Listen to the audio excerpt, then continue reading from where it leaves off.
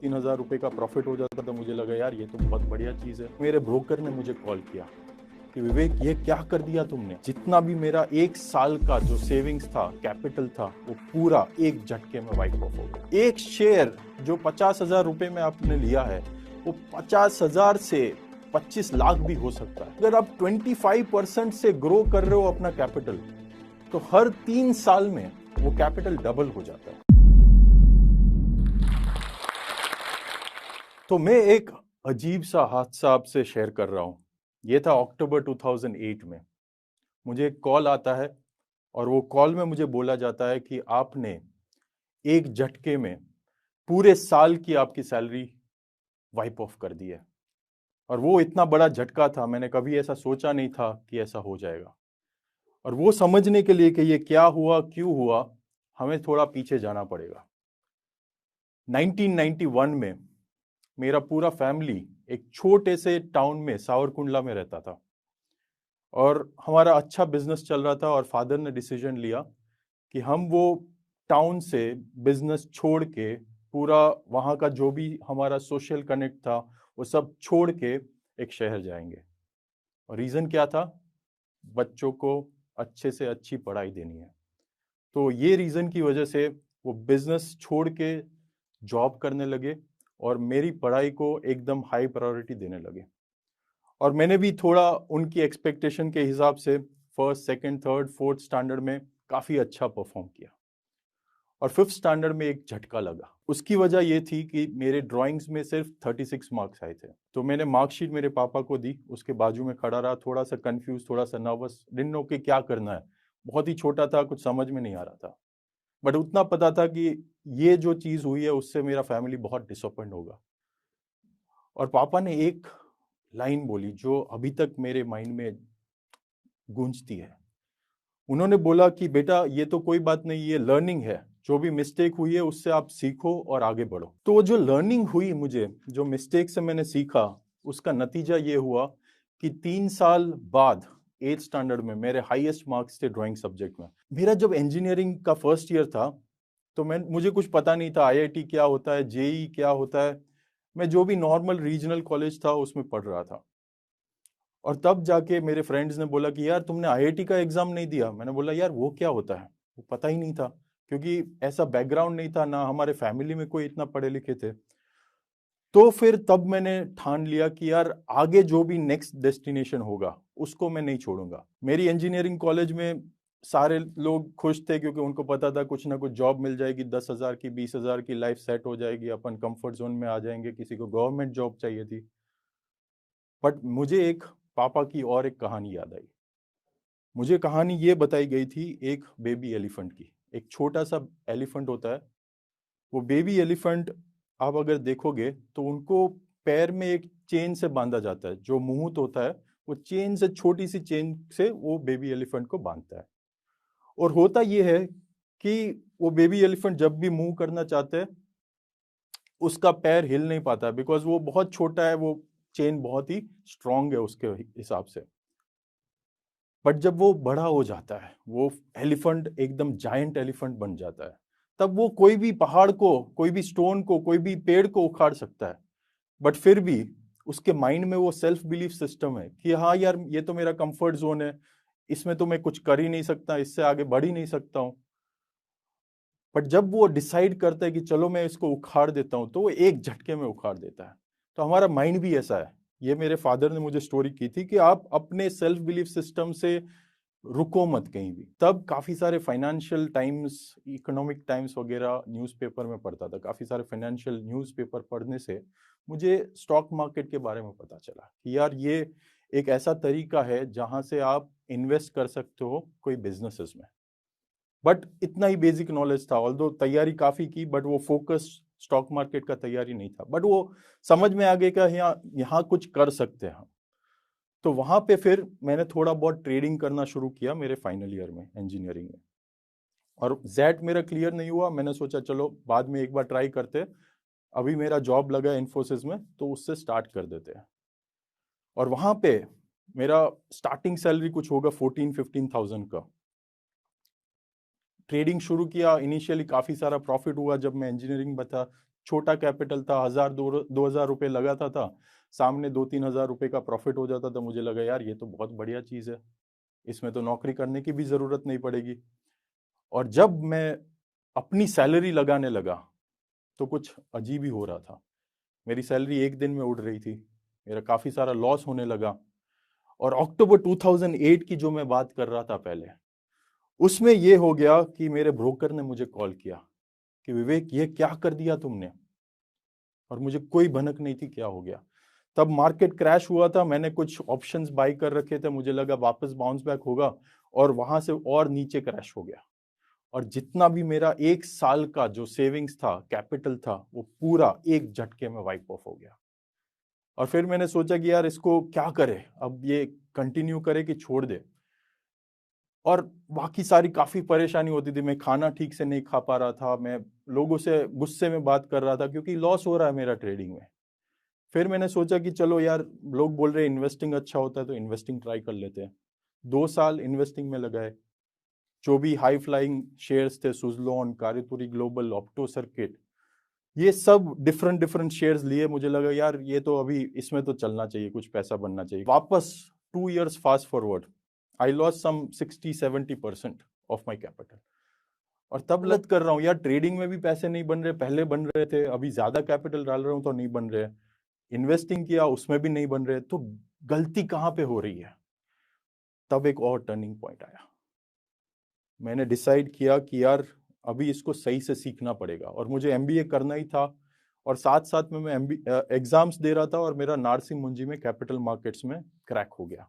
तो मैंने सोचा ये बहुत ही अच्छी अपॉर्चुनिटी है जिससे मैं मार्केट को सीख सकता हूँ, क्योंकि वो लर्निंग माइंडसेट पहले से इम्बाइब हो चुका था। फिर मैंने वापस पापा से डिस्कशन किया कि यार मुझे ये करना तो है, मैं क्या करूँ। पापा ने बोला अगर सही में करना है तो आप अपनी जो भी मीडियोकर जो भी आप जॉब कर रहे हो या जो भी कंफर्ट जोन है उसके बारे में मत सोचो। वापस वो मुझे एलिफेंट की स्टोरी याद आई कि चलो यार, कंफर्ट तो जा रहा है, सैलरी जा रही है, लोन भी लेना पड़ सकता है। इनफैक्ट मैंने 20 लाख का कुछ लोन लिया था, वो इजी नहीं था मेरे लिए डिसीजन, क्योंकि एक तो मेरा इंटरेस्ट मुझे भरना है फैमिली को, प्लस 2 साल मुझे सपोर्ट करना है बिना इनकम के। बट फिर भी वो टफ डिसीजन लिया, एंड हाइंडसाइड में प्रॉब्ली वो सबसे बेस्ट डिसीजन था मेरे लाइफ का, जिसमें जो मैंने इन्वेस्ट किया था उसका मुझे 100 गुना शायद ज्यादा मिला। वो 2 साल में वो 2 साल में इतना सीखा मैंने, इतना ट्रांसफॉर्मेशन हुआ मेरी स्टॉक मार्केट इन्वेस्टिंग जर्नी में। मेरे पास गुरुज थे जो फंडामेंटल एनालिसिस में खुद वैल्यू इन्वेस्टिंग प्रैक्टिस करते थे। मेरे पास टीचर्स थे जो टेक्निकल एनालिसिस फुल टाइम करते थे। मेरे पास टीचर्स थे जो सेबी लॉज खुद प्रैक्टिस करते थे। तो एकदम प्रैक्टिकल मुझे नॉलेज मिला, और मैंने उसको पूरे 2 हाथों से जितना भी ले सकूं उतना ले लिया। उसके बाद मुझे जो जॉब चाहिए थी इन्वेस्टमेंट बैंकिंग की, वो मिली। और आपको पता होगा, अगर एमबीए करके निकलते हैं, अच्छी हाई पेइंग जॉब है, सब एकदम मस्ती करते हैं, पार्टी करते हैं, वीकेंड्स पे घूमते हैं। वहां भी एक मेरा टर्निंग पॉइंट आया 2009 में, जब मैं एक ट्रेन में बैठा था, तब मैंने एक किताब पढ़ी, रिच डैड पुअर डैड। उसमें मैंने कैश फ्लो क्वाड्रेंट समझा कि आप कैसे इन्वेस्ट करते हो और पैसा आपके लिए पैसा बनाता है। और फिर मैंने 2 साल एमबीए में भी ये सब पढ़ा था कि ये क्या सब चेंजेस हुए हैं। तो उसके बाद मैंने सोचा कि यार मुझे मेरे सैलरी का मैक्सिमम हिस्सा सेव करना है और उसको इन्वेस्ट करना है। और ये 2 साल जब हुए, तो काफी सारे लोग को लगता है कि यार इन्वेस्टिंग में फंडामेंटल जरूरी है, किसी को लगता है ट्रेडिंग में टेक्निकल जरूरी है। तब मैंने सीखा कि ये दोनों जरूरी है। तब मैंने सीखा कि ये दोनों चीजें काफी इंपॉर्टेंट है। और मुझे ये भी समझ में आया कि 2008 में मैं क्या गलती कर रहा था। तब मैं ये कर रहा था कि कोई न्यूज आया कि भाई हाँ, अदानी का ये नया केपेक्स आ रहा है, पोर्ट आ रहा है, तो खरीद लिया शेयर। टाटा स्टील का कुछ नया न्यूज आया तो मैंने खरीद लिया, इसका कुछ खराब हुआ तो सेल कर दिया। बट वो जब न्यूज आती थी वो तो बहुत लेट आती थी, और जैसे मैं खरीदता था वो शेयर नीचे जाता था। क्यों जाता था? बिकॉज मेरे से पहले पूरी दुनिया को पता था, उन लोगों ने पहले से खरीद के रखा था। जब मैं खरीदने जा रहा था तब तो वो प्रॉफिट बुक कर रहे थे। और ये चीज मुझे एमबीए में जब मैं टेक्निकल एनालिसिस स्टडी कर रहा था तब समझ में आई कि यार, जब न्यूज आता है वो तो लास्ट चीज है, पहले प्रमोटर को पता होता है, उसके एम्प्लॉइज को पता होता है, डिस्ट्रीब्यूटर्स को पता होता है, उसके रिलेटिव्स को पता होता है, जब तक न्यूज में आता है तो मैं तो लास्ट वाला बंदा था यार, इसीलिए तो लॉस कर रहा था। तो तब मुझे समझ में आया कि टेक्निकल एनालिसिस भी बहुत इंपॉर्टेंट पार्ट होता है। और ये जो इंफॉर्मेशन होती है बाकी सब लोग के पास, वो डिमांड और सप्लाई के चेंजेस से पता चलती है चार्ट्स पे, टेक्निकल एनालिसिस पे।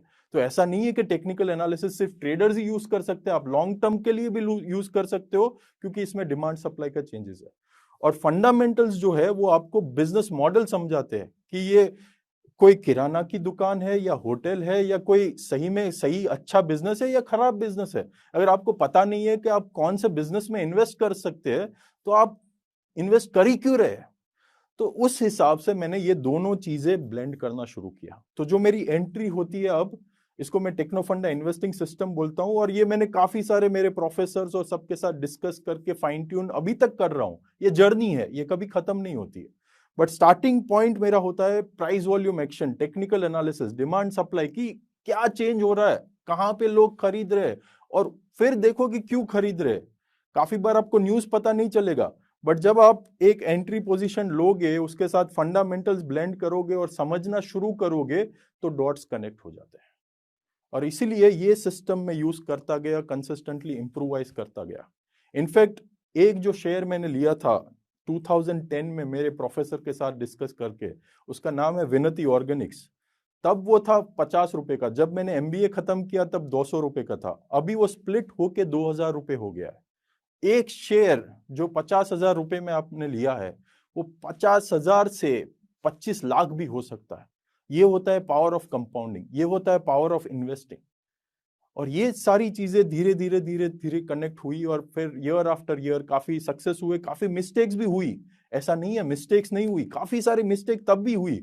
बट फिर मुझे ये समझ में आ गया, जो मेरा लॉस हुआ था उससे, कि आप रिस्क इतना ही लो जितना आप ले सकते हो। आपको पूरी सैलरी दाव पे लगाने की जरूरत नहीं है। बहुत अच्छा वीडियो है रमेश दामानी का, जो ये मैजिक के बारे में बोलते हैं, इसको बोलते हैं पावर ऑफ कंपाउंडिंग।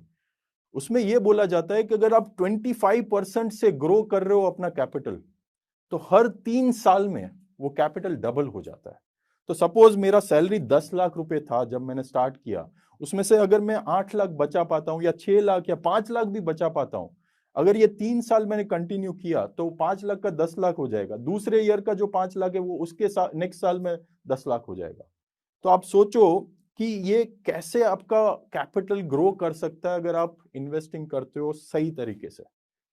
2014 में मैंने 2 साल जॉब किया, उसके बाद एक और टर्निंग पॉइंट आया।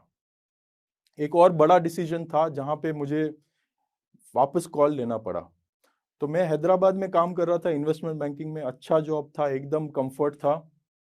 मुझे ऑफर आया एचएसबीसी से, और वहां पे काफी टायरिंग, काफी हेक्टिक जॉब, और काफी बार मुझे लंदन भी जाना पड़ता था साल में 3-4 महीने, बट सैलरी अच्छा मिल रहा था।